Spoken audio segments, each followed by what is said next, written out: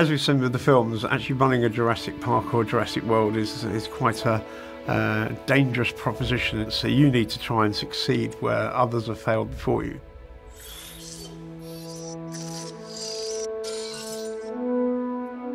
The player starts off with a few key buildings on an island which are going to teach you the basic tools of how to build and maintain your park. And from that you're going to earn your first contract, which brings you into your first few decisions about which division you want to side with. In the game there are 3 divisions vying for your attention. For security, it's operations, safety. For science, genetic engineering, animal welfare. And for entertainment, it's all about the guests, it's all about the show and the bottom line.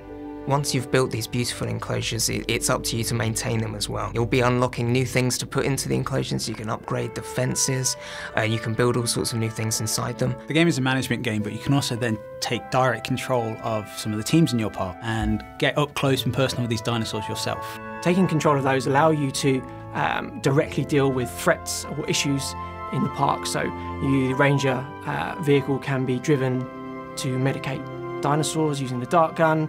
You can take control of the ACU helicopter, fly over your park, which looks awesome, and tranquilise escaped dinosaurs. Basically, you get to be the hero and save the day, whilst also being the park manager. Who doesn't want that? Management in Jurassic World Evolution it's the core pillar, making sure your guests are safe, making sure your dinosaurs are looked after, keeping an eye on the finances, doing all the research, doing all the the extraction, and of course this is across five different islands as well. As you start moving through the game and you start taking control of the park and you start thinking that you've dealt with your dinosaurs and you've dealt with your guests, the islands themselves are going to start throwing storms at you, and they're going to start damaging the park, and they're going to start getting dinosaurs to leave their enclosures, and it's going to cause you all kinds of trouble. So it's really up to the player to make sure they've got the correct things in place to deal with an event like that.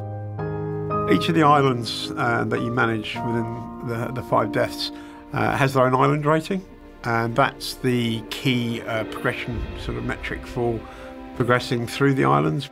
However, that challenge does increase as you go through it, so it's not as easy to 3-star Muerta as it is Matanceros. You also introduce to new challenges, and some of those challenges aren't necessarily within your control as well, so you can experience sabotage from a disgruntled employee, that kind of challenge. So as the player progresses through the game, as they progress through these islands, they're going to get access to new research, new buildings, bigger and scary dinosaurs, and they can use those on the previous islands that they've been on.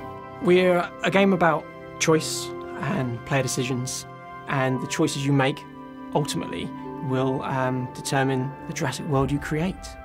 We're going to offer the players a sandbox mode so that they're able to take control of the Isla Nublar, which you'll recognise from the films. It's a big open space and a blank canvas for them to build whatever park they like. Cash isn't a restriction, but we do encourage you to play through the career mode as well, as that unlocks the dinosaurs and buildings and all the other aspects that you can then use in the sandbox in Isla Nublar.